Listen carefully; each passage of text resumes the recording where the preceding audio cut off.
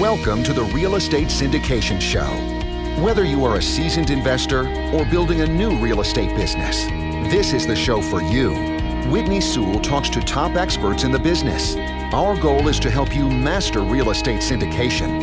And now your host, Whitney Sewell. Bedford's Cost Segregation specializes in generating significant tax savings via their engineering-based studies for commercial real estate clients nationwide. Founded in 2002, Bedford is one of the largest independently owned cost segregation providers in the country, with over 14,000 studies completed to date in multiple offices throughout. The most important decision ownership can make when incorporating cost segregation within their real estate portfolio is selecting the right provider. With only 43 certified cost segregation professionals nationwide, Bedford is proud to employ 8 of them and takes the quality of their people as seriously as their studies. Every certified cost segregation professional has passed a rigorous test combining knowledge of technical engineering issues, legal tax issues, ethics standards, and requires a strict level of prior work experience to be eligible. Bottom line, not all cost segregation providers are created equal. So be sure to take the decision seriously from the beginning to protect yourself for years to come. Please contact Bedford's Business Development Director, Frank Judici, to learn more. This is your daily real estate syndication show. I'm your host, Whitney Sewell. Today, our guests are Shelon Hutchinson and Heath Jones. Thanks for being on the show this morning, guys. Thanks for having us on. Excited to be here. Been listening to the show for a while. Oh yeah, it's been a hot minute.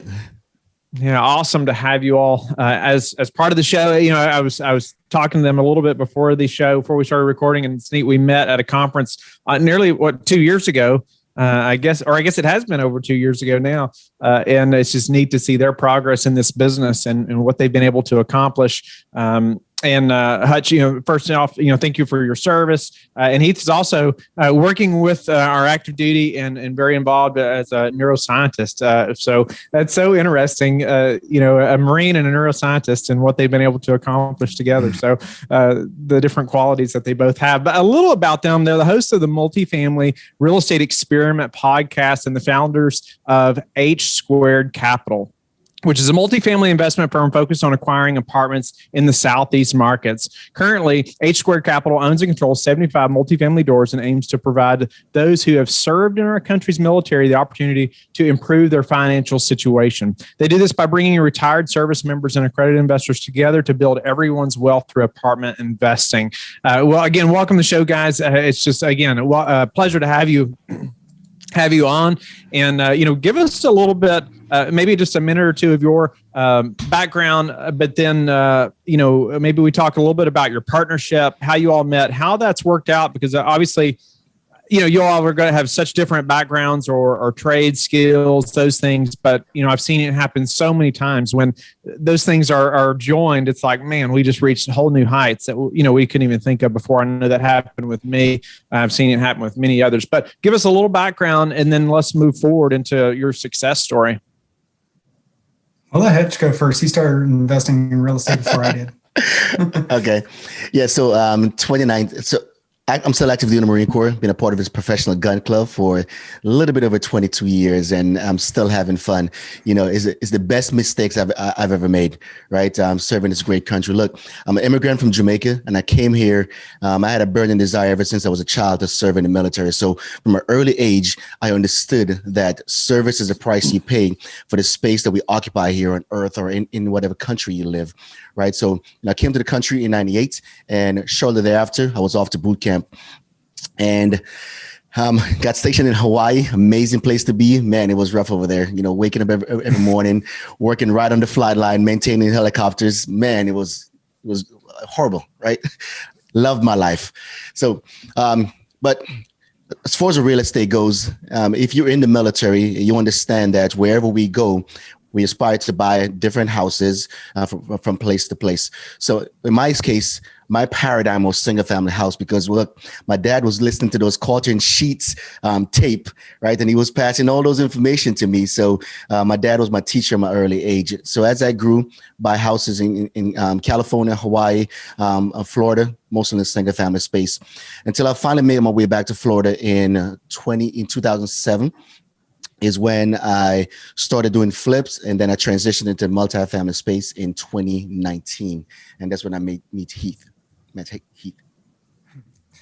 Oh man, well, born and raised in Texas, kind of proud of it, as I think most of us are. Did grad school in Colorado.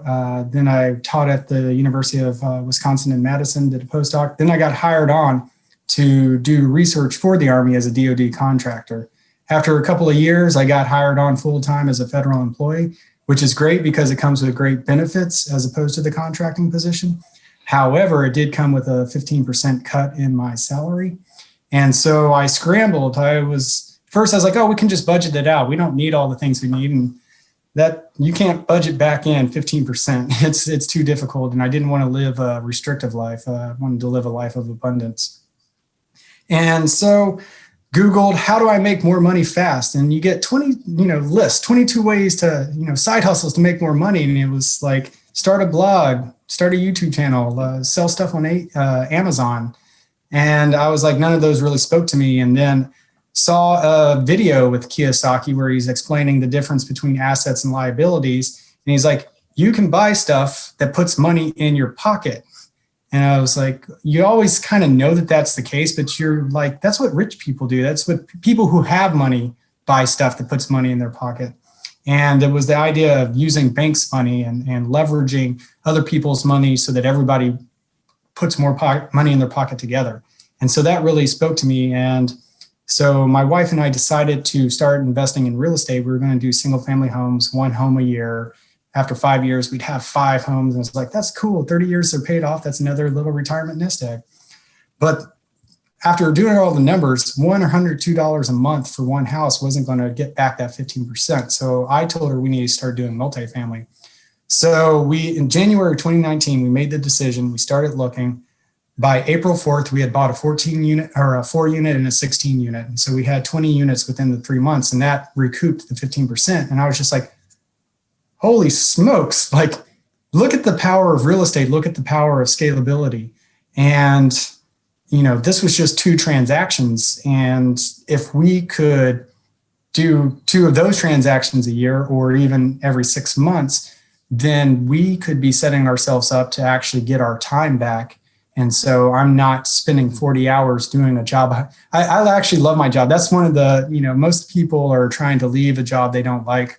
For me, I actually thoroughly enjoy my job, but I do have to say the attraction to not having to ask for PTO or time off or trying to schedule our trips around when I can be there or not is still very attractive. So that's how I got into multifamily, went to a conference to learn how to do it better and more, met Hutch, and he's supercharged me. So awesome. Well, it's interesting, just each of your backgrounds. And again, I get the question often about partnerships, how my business partner and I met and knew that it was the right one. We had done, I've been asked by dozens of people to partner and honestly had said, no, I just didn't think it was the right fit.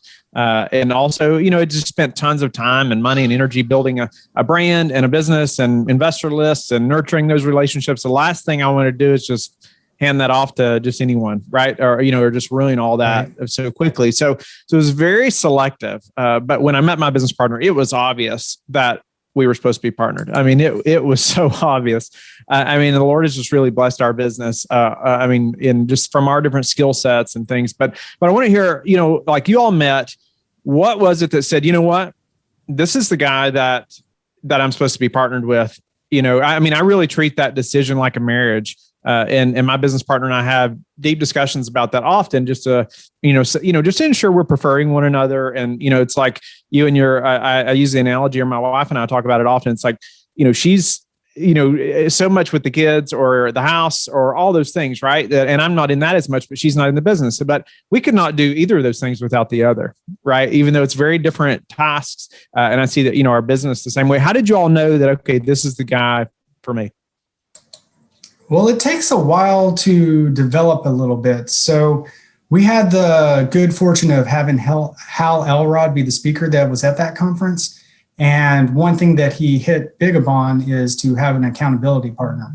And at that time, I was training for an Ironman event, and I was getting up at 4 a.m. every day. And Hutch knew this because we had been talking at the conference. We sat next to each other on the front row of the conference. And he was like, hey, I've been wanting to get up earlier anyway, because he had already read the Miracle Morning. Would you mind sending me a text and making sure I'm up? So once we got back home from the conference, that Monday, woke up at 4, sent him a text. Morning, Marine, you up? And you just hear that you see ... Yeah. And then after a while, he was getting up more regularly. So was I. Excuse me. And so we started to say, hey, let's hop on a Zoom call, because we were both looking in the Huntsville, Alabama market. And did you see this deal? It's like, yeah. What were you thinking? Well, this is how I was underwriting it. And he was like, all right. And so we started discussing more on Zoom. And then we were like, hey, why don't we drive up to Huntsville and start walking properties? And so Hutch drove 2 hours to Enterprise, and then we drove 4.5 hours to Huntsville, 4 hours back. So we had 8 hours in the car, and we started doing that once or twice a month. And we were going to put in offers kind of as our separate businesses. And then we're like, we think we would have better buying power if we were to consolidate. And, you get to know someone really well after 8 hours in the car, listening to Jim Rohn, Grant Cardone, Zig Ziglar, talking about. And the real estate syndication show. Don't forget that one. Oh, sorry. Yeah. I love that. But you start to, the things that we kind of see silly about how people say stuff in the business, and things that we really gravitate towards, and things that speak to us, and the differences of opinions we have in certain things, and how we can still see the value and why the person understands or believes that way. And so that was really pivotal for me, at least, to see the awesome fire that was in Hutch. And then what I always say is, you want to find a person or a partner that's going to see potential in you that you don't even know you have, and then push you to pull it out. And that's how I felt about Hutch. And so that's what sealed the deal for me. I don't know how Hutch feels. He just likes hanging out with a goofy guy.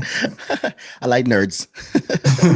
Yeah. So Gunner Sergeant Syrup, a fellow Marine of mine, told me a long time ago, right, that if you're not smart, or if you think you're smart, surround yourself with smarter people, right? And Heath is a nerd. I like that. But look, in 2015, I got reassigned from the squadron into a billet where I didn't really want to go, right? But what that billet did, it afforded me the opportunity to actually learn who I was. The reason why I got assigned to that billet is because the environment that I was working was not conducive to my personality, my leadership skills, so on and so forth, right? So when I was reassigned to what we call the junior leadership, it was a corporate course director, I got some time to actually learn who I was. So I got on this path of reading. And the first book I read was The 7 Habits of Highly Effective People, and it totally changed my life, right? And that book just spiraled into more book, Think and Grow Rich, the Get Into Yes, Power of a Positive Note, so on and so forth. So you get to learn how to build relationship, how to win friends and influence people. So in 2019, when I was getting ready to attend the Best Ever Conference, my good friend Tim Kelly, him and I was talking, and Tim asked me, Hutch, why are you going to this multifamily conference? I was like, it's a multifamily conference. I want to learn more. Got it. But Hutch, why are you going?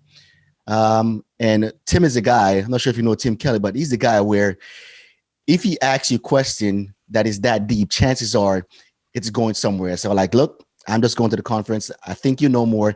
Explain. Like, Hutch, when you go to these conferences, it's important that you go there with a purpose, right? So fortunately for us, we was using this Uber app, right? And Heath was asking a ton of valuable question and also providing a lot of good content. And I was doing the same too. But what we found out was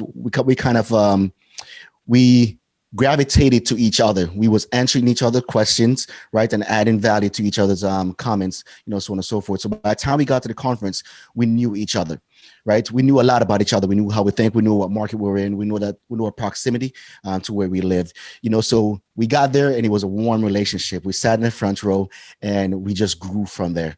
So what he talked about was the accountability piece, which was crucial to both of us development. So in talking to Tim Kelly, one of the things that I noticed is that I was on an island, right? I did not know what I didn't know. And then in order for me to grow beyond those islands is to create a team.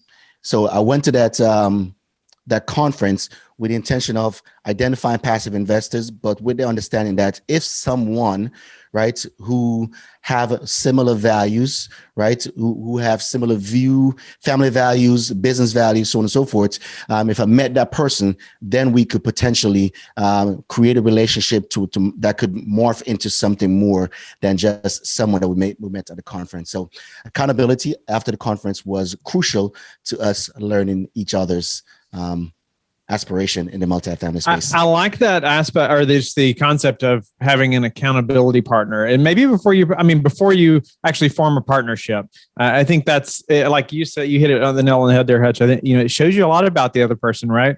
Not only are they having to hold you accountable, but just you holding them accountable. And how accountable are they? How diligent are they about doing the things that you all have talked about, that are moving themselves forward, much less moving a business together forward yet. I think it's a really, insightful way to think about a partnership before you actually partner, is having that accountability partner. Well, tell us about getting to your first deal. Let's dive into that. Yeah. So my first multifamily deal, actually, we need to. Well, and how about your first deal after you all partnered? Okay. So now, to talk about the first deal after we got partnered, we got to talk about the first deal before we got partnered, right? So that was a 55 unit in Spartanburg, South Carolina. And all that was that. So we often hear the term about find somebody who's doing what you're doing and then add value, right? But what does that look like? Do you go ask that person, how can I add value to you, right? Our good friend Bruce Peterson would say, now you just give that person an additional job to find a job for you, right? So, just conversating, understanding the person who you are aspiring to be like.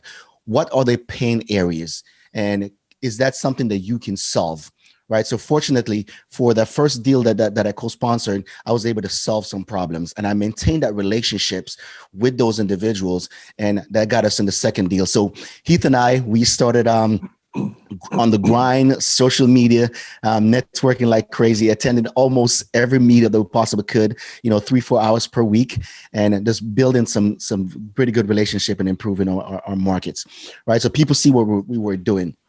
So by the time the first deal together came around, we were ready. We had the relationship, we had the money raised, and we had the knowledge to actually properly vet these property to market, so on and so forth, right? So we got brought a 167 deal, 167 units in Augusta, Georgia, a really solid market that is growing significantly.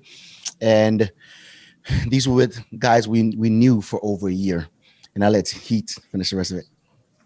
Yeah, so it was interesting because we got brought in on the 167 unit deal, and something I'm fairly proud about, because you don't realize that my first multifamily deal was a 20 or 16 unit and didn't have any money, and I needed $120K to buy it. So I raised that, but that was from friends and family. And so here comes a big property, and we're committing ourselves to raise $500,000. And it was pretty cool that once people were able to wire their money, we had $578K. So we over-raised for our commitment in less than a week, which I thought was awesome. The thing, when you hear people say, yeah, we raised $5 million in 5 days, or, I raised, $1 million in 2 weeks, or whatever. What people don't realize is that was 10 or 11 months of relationship building, of putting content out onto the social media platforms of, there a lot of times people have 15-minute or 20-minute, maybe if you're lucky, 30-minute calls with your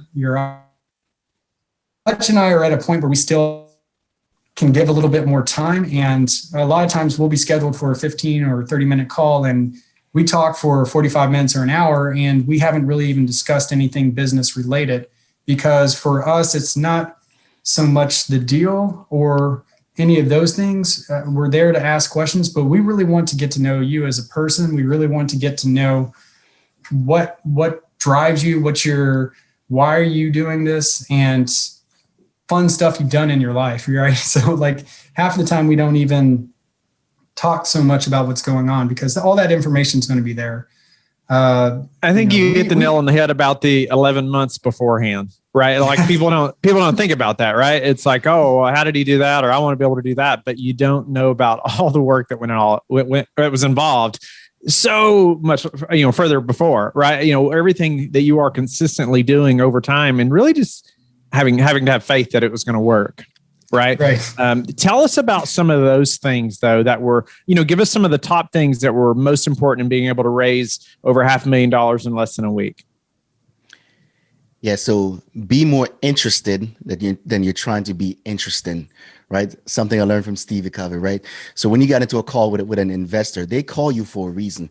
Right. They're using their time, because we had the podcast, when a lot of folks, when they talk to us, they have the feel as if they already know us. So they're very comfortable talking about the things that they've done and aspiring to do, right? So it made the conversation a lot smoother, so just be very interested in creating relationship, because when all these apartments and money goes away, the relationship is what we have. So investors are a byproduct of the relationships that we create, so. Hutch, can you?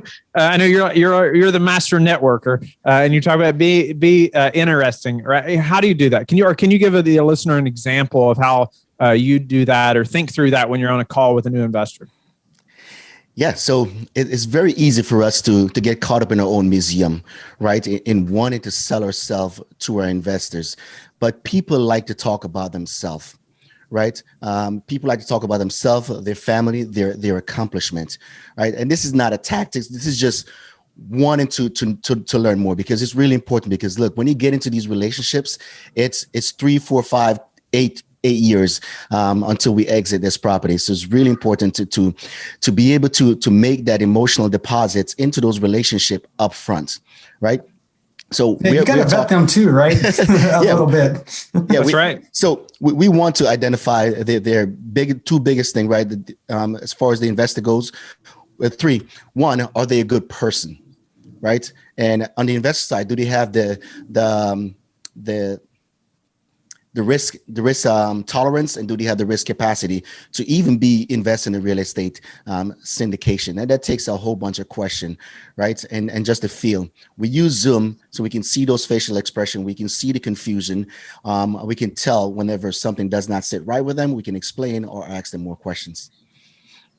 I think from a like if you're asking sort of for strategies and approaches while you're on the actual call, I think a lot of times you start out, hey, where are you at now? Where are you living? How did you get there? Where have you lived in the past? What are some of the things that you like to do? What do you do? What do you do for work? Wow, that's crazy. How did you get into that? What are some of the fun things you do in your free time? If you had more free time, what would you be doing with it? There's a lot of questions that you would just ask someone if you met them at a lunch hour or bar and you're wanting to get to know them a little bit. That's the interaction that I think that that's why we make friends, right? And so we have Heath, before we started interviewing, you had mentioned like you haven't met a stranger. I think you said that didn't engage with you first, right? You're more the introverted. I think. Yeah, speak. Just 30 seconds on like how do you get past that? I think it's really difficult for people. Everyone's not like Hutch, willing to just speak to everyone. And most people are very reserved in the beginning. How did you get past that and just, be able to say, okay, now I can talk to anybody? Man, I tell you, you go to these conferences and you'll see a group of people standing around and you're like, hey, I want to go be in that conversation. But I always felt like Jim Carrey in Dumb and Dumber when he walks by those guys, he's like, hey, big gulps. All right. Or just like, hey, you walk up, can I interrupt your conversation so that I can join? So I think you can even look up on YouTube and other things, strategies for saying things. I used to say, hey, I'm sorry to interrupt. But then I learned you're like, oh, I'm sorry to interrupt, but I'm going to anyway. So I say things now, mind if I join the conversation, or I heard you were talking about this, I have this experience. And so there are ways to interject yourself into a conversation that's not awkward. And even if it is awkward, as long as you're authentic about it, that's fine. Now, getting over the initial fear, that's just something that you got to take a deep breath and say, you got to commit. If it's like jumping off a diving board into a pool. There's that moment when you're like, all right, I'm just going to go. And then you go. Same thing. You see a group of people that are having an interesting conversation. You want to be a part of it. Take a deep breath and just take the step into it. And, hopefully you've done some research to find out ways to interact if that doesn't come natural to you. But those would be my recommendations. It's definitely a muscle. Go ahead, Hutch, 30 seconds. Now, I was saying, especially at a conference, that's where a lot of folks like to talk about their accomplishment and what they've done in multifamily.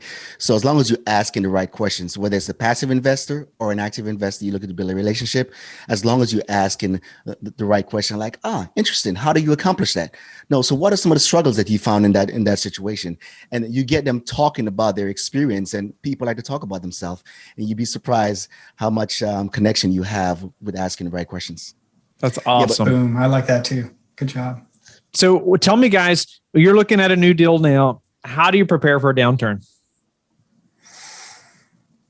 Yeah, so this last deal that we sit down, one of the biggest thing was a loan assumption, but one of the biggest thing was to make sure that we had a break even significantly lower than what we typically underwrite. So we usually go right around 75%, but this one was right between the high 60s and low 70% as far as occupancy goes. So the break even point was pretty significantly low. So the market would need to, or vacancy would need to go crazy upwards. And this is in a market where the average occupancy is over 90%. So we are conservatively underwriting these deals in good markets, not just any market. We're looking for good markets because look, when you look at, and a lot of the gurus would tell you, or the experienced investors, they will tell you that when you look at the markets that were performing pre-COVID, those are the markets that will tend to perform post-COVID if they were on the path of growth. Now, New York and San Francisco, not too certain, right? But I saw a report recently that talk about all these commercial leasing that was getting signed in Manhattan, and these were being signed 50% above what they were in 2019, right? So a lot of folks are talking about New York, but the commercial space, those are getting leased up, But when you look at a place like Huntsville and which is our favorite markets, and Phoenix, and Austin, those areas will continuously grow as long as you buy the deal right. Do you all have any predictions, for the real estate market over the next 6 to 12 months? I don't. So we're multifamily focused, but if you got some houses or some townhomes that you want to have rental property. So for me and my wife, we bought a couple of single family townhomes, which are our kids' college funds. Have some cash ready to start scooping up some properties that may be coming on the market. It's crazy right now, but it might be a frenzy here soon. Yeah, I don't think any of us have a crystal ball, right? Right now, there should be a huge sell-off, right? Remember this time last year, almost this time last year, a lot of folks are talking about how COVID is going to affect the market, and how in the summer, they're talking about Q3 and Q4 or Q 2, 3, and 4 is going to be the good, the bad, and the ugly.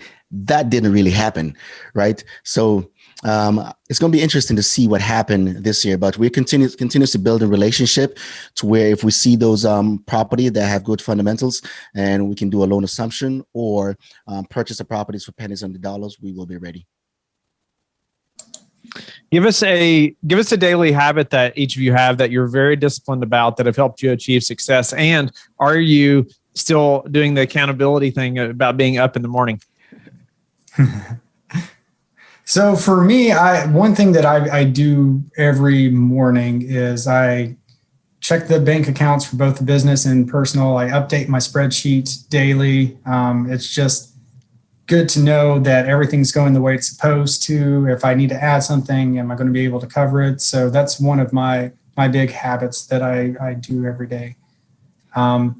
As far as getting up at 4 every morning, COVID had put a dent in my race schedule because everything was canceled. And so I still get up at 4 a few times a week. Other times a week, I've tried to make sure that I'm getting the adequate rest that I need. But Hutch and I are still meeting and doing the things that we need to push the business forward. Yes.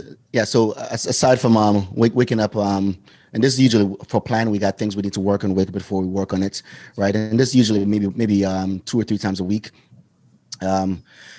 But my one thing in the morning, so I drive to work with Athena, right? And it's important that in a relationship you grow together, so I have the ability to talk to her about the things that I'm thinking and get to pretty much capture her in the car, right? And get her undivided attention. She have my undivided attention to talk about things that are important to us so we can grow together. That's the most magical time of my day.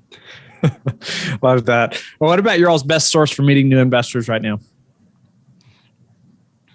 LinkedIn. I would say, go ahead. I like LinkedIn. I believe LinkedIn is where you can create some meaningful relationship, right? So we send out a lot of connection requests and make an effort to identify those people who meets what we call the avatar, right? For us, they are retired veterans, right? Because our goal is to provide investment opportunity to 100 veterans in the next 24 months, right? On a march to 1,000 doors. Additionally, we're giving back 10% of all our acquisition fees to nonprofit organization that benefits our veterans, right? So meet a veteran on LinkedIn, send them a quick message with an introduction of who we are, nothing spamming, and just get the conversation flowing to learn a little bit more who they are until we can get them on a Zoom call. We also started the Southeast Multifamily Meetup. That's every Monday at 7 p.m. Central. And that has grown considerably since we started that. And that is another place where people get to come learn about the market, we have a guest on each week to go into things. We've had Rod Cleef on there. We've had Neil Bow coming next week. So we are helping people network and within that ecosystem as well. And so a lot of people come in, they hear us speak, they hear the guests we bring on, and that's another avenue. Nice. Well, guys, I know you mentioned it there a little bit, Hutch, but I always like to ask how people like to give back. Yeah. So Heath mentioned earlier that his the problem he was trying to solve was fixing a 15% gap, right, in his pay. And for me, I was aspiring to replace this passion because look, Athena told me, Shelon, I'm concerned about when you retire, because she believed that after I retire from the Marine Corps, I'm going to wake up Saturday morning dressed in my uniform and then sit in the living room, right? So I had to replace that passion, and I'm super passionate about real estate. So my goal for getting into multifamily was to one, replace that 50% income that I would lose when I retire, and also find a new passion. Now, what we have identified since then is that it's not really about the money, right? When you see the power of the multifamily space and the impact that you can make in the community and the impact you can make on other people's life as they build their financial wealth, right? And they can also give back to the cause that they believe in as well. We realize that it's way more powerful than just replacing the passion or just fixing 15% in your income. And that's when we decide that our path to give back is to give back to a nonprofit organization that benefits our veteran, and 10% of all our acquisition fee will be going towards nonprofit organization that benefits our veterans. Nice. There's a beautiful realization that occurs when you realize you have the power to be an agent of transformation for others. Yep. Mm-hmm. And that was something that we talked about a lot while we were driving back and forth between Huntsville. Is not only are we able to help our families, but if we were able to get someone else who didn't know that this was a thing, or, not on the order of Kiyosaki or anything, but if we could impact people's lives by, one, showing them how to help build their financial wealth or give back to programs that supported the things that we care about, that was just an amazing moment of clarity about this space and why we love multifamily investing so much. For sure. It's incredible what happens when you desire to give in a big way, and just see how many other people really desire to give as well and want to join you. And so that's incredible what you guys are doing. It's been, like I said, great to see your all success and how that's happened and hear more about the details of your partnership. And I just think it's neat to hear too, just that accountability piece. Because I hear all the time about how do I know that this is the right partnership, right? I get that question often. And I'll talk about our experience, my business partner and I, and other partnerships as well. But I don't know that I've heard that. And I think that's an incredible way to say, hey, let's be an accountability partner for a while and hold me accountable to these things, or vice versa. And you're going to get to know each other a lot through that, I think. And so I love that thought process through that, but also just how you all explained being able to raise the money, raising almost $600,000 in less than a week. That doesn't happen just because you sent out a random email one time, right? Or even two, that took a lot of work, getting to that point. And I know that firsthand, just the work that went in behind making that happen. And so congratulations for one, just your success in that. But tell the listeners how they can get in touch with you and learn more about you. You can go to our website, h2capital.com, email me at heath@h2capital.com, and LinkedIn are our primary. We do have a Facebook group for the podcast, the Multifamily Real Estate Experiment Facebook group. And Hutch. Yeah, so on LinkedIn, I'm Hutch the Marine Investor on LinkedIn. You can connect with me that way. I'm on there almost every day. Or you can just shoot me a text at 850-466-8490. That's my direct number. Thank you for listening to the Real Estate Syndication Show, brought to you by LifeBridge Capital. LifeBridge Capital works with investors nationwide to invest in real estate, while also donating 50% of its profits to assist parents who are committing to adoption. LifeBridge Capital, making a difference, one investor and one child at a time. Connect online at www.lifebridgecapital.com for free material and videos to further your success.